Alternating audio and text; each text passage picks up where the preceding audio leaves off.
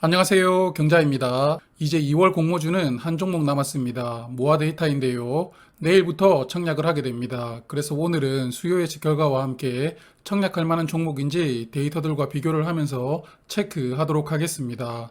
모아 데이터는 소프트웨어를 서비스하는 기업입니다. 주력 제품은 패턴 포캐스트라고 시스템이 장애를 일으키는 것을 예측하고 알려주는 솔루션입니다. 20분 이내에 장애가 발생될 것을 미리 알려주고 어떤 원인으로 장애가 발생했는지도 보고해주는 솔루션이라고 합니다. 그리고 작년부터는 헬스케어 시장에 진출을 했는데요. 플로핏이라는 웨어러블 기기를 활용해서 우리 몸의 이상 징후를 사전에 알려주는 서비스를 하고 있습니다. 그리고 이 기기를 통해 수집된 데이터로 생체 나이와 암 등의 중증 질환이 발병될 것을 예측하는 서비스도 하고 있습니다. 모아 데이터는 2월 25일과 28일에 청약을 합니다. 단독으로 청약하는 종목이고요. 3일절이 포함되어 있기 때문에 3월 3일인 목요일에 환불됩니다.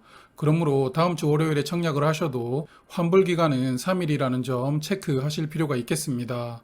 이제 수요 예측 결과인데요. 나빴습니다. 기관 경쟁률이 114대 1이었고요. 의무 합격 비율은 0.9%였습니다.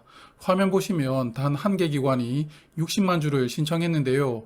어떤 기관인지는 모르겠지만 의무 합격을 신청한 이 기관은 아마도 이 결과를 보고 상당히 당황해 하지 않을까 싶습니다.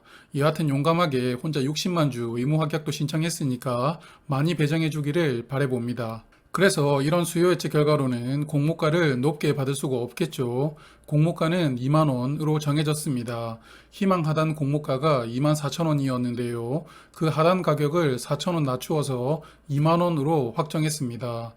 공모가 신청 결과를 보면 의례적으로 청약 신청하면서 공모가도 희망 상단을 써낸 기관이 절반 이상이었지만 주목할 부분은 희망 하단 미만을 써낸 기관이 약 44%나 된다는 겁니다. 그만큼 청약 신청은 하지만 공모가에 대해서는 부정적으로 생각을 했고 또 보수적으로 가격을 써낸 건데요. 그러다 보니 주관사도 할 수 없이 공모가를 희망 하단 미만으로 정했다고 봅니다. 그래서 공모가 기준 모집 금액은 160억 원이 됩니다. 이렇게 공모가가 정해진 이유는 결국은 욕심 때문이죠. 소프트웨어 기업이 2024년 출정 실적을 공모가에 반영을 한 것인데요. 결국 우리 회사는 다를 것이다라는 이런 자부심 때문에 멋지게 시장에 대비하지 못하고 망신당하는 겁니다. 공모가를 보수적으로 책정하고 차라리 초과해서 공모가가 확정되면 청약도 흥행하고 회사 관계자들도 자부심 느낄 수 있을 것인데 말이죠. 여하튼 최근 들어 자꾸 무리수를 두면서 욕심을 부리는 종목들이 많습니다. 지금 증권신고서를 작성하는 종목들은 타산지석으로 삼고 적당히 해주었으면 좋겠네요. 그리고 공모가를 이렇게 많이 낮추었다고 해서 상장일 성적이 좋지는 않죠. 화면은 최근에 청약한 종목 중 공모가를 희망 상단 미만으로 정했던 종목입니다.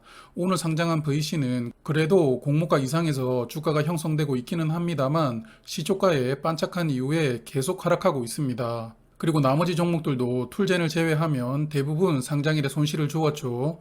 그러므로 공모가를 낮춘 종목들을 청약하는 것은 리스크를 어느 정도는 감당하셔야 되는 부분이라고 말씀드리고 싶습니다. 그럼 청약 정보 살펴보겠습니다. 총 80만 주를 신주로 모집하는데요. 일반 투자자에게는 20만 주가 배정이 됩니다. 우리 사주조합에게 배정된 수량은 없고요. 의무 합격이 거의 없기 때문에 유통 물량이 거의 줄어들질 않았습니다. 그래서 상장일 232만 주로 약 43% 유통되고요. 소형 종목이지만 유통금액이 460억 원으로 꽤 됩니다.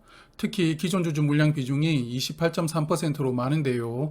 이렇게 기존 주주가 많은 종목들은 상장일에 롤링을 할 가능성이 있습니다. 주식 투자 조금 해보신 분들은 롤링 아실 텐데요. 우리말로 자전거래라고 부릅니다. 자전거를 열심히 탄다 뭐 이런 표현도 사용하죠.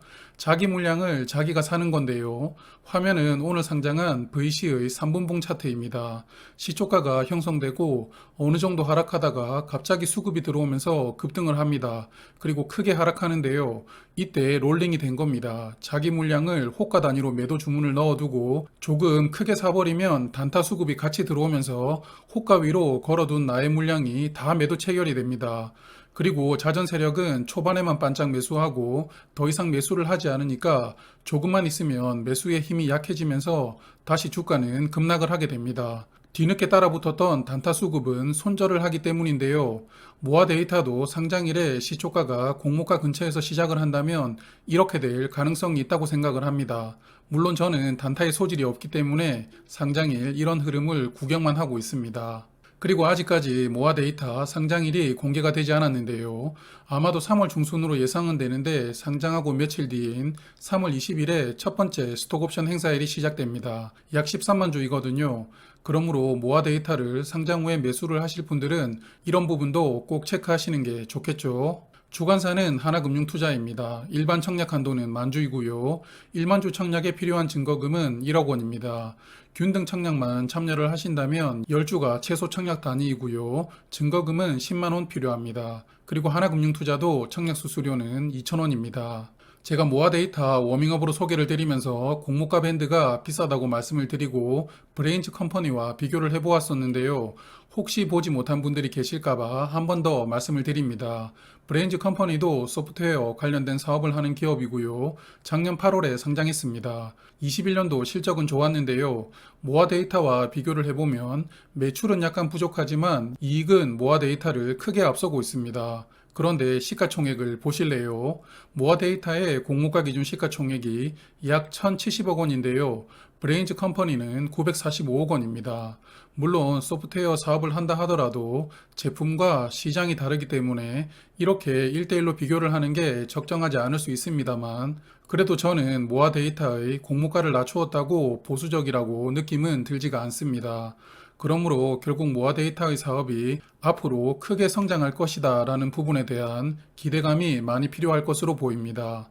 그리고 이 종목도 환매 청구권은 부여되지 않았습니다. 그래서 생각을 말씀을 드리면 청약 패스하려고 합니다. 방송을 꾸준히 봐주신 분들은 아시겠지만 수요 예측 결과가 어느 정도 수준 이하로 나온다면 저는 청약을 하지 않고 있는데요. 이 종목도 제가 생각하는 기준 이하로 나왔기 때문에 청약은 패스하는 것으로 결정을 했습니다. 개인적으로 공모주 투자하면서 손실 가능성이 있는 종목에는 가급적이면 투자를 하고 있지 않습니다. 이미 주식 현물로 많은 손실을 보고 있기 때문인데요. 오늘도 전쟁 났다고 주식시장 크게 하락했죠. 여하튼 공모주 투자는 저에게는 은행 예금을 대신하기 위한 투자이기 때문에 방송을 보시는 분들도 그런 관점으로 이해를 해주시면 좋을 것 같습니다. 이것으로 2월 공모주도 마감되었는데요. 3월에도 대박 종목이 많아 보이지는 않습니다만 그래도 2월보다는 조금 더 나아지기를 바라봅니다. 2월에도 다들 고생 많으셨고요. 따뜻한 봄날처럼 3월에는 우리의 계좌에도 봄이 찾아와 주길 바라면서 오늘은 여기까지 말씀드리겠습니다. 늘 고맙습니다. 잠깐! 구독, 좋아요 잊지 않으셨죠? 그리고 봄 감기 조심하세요.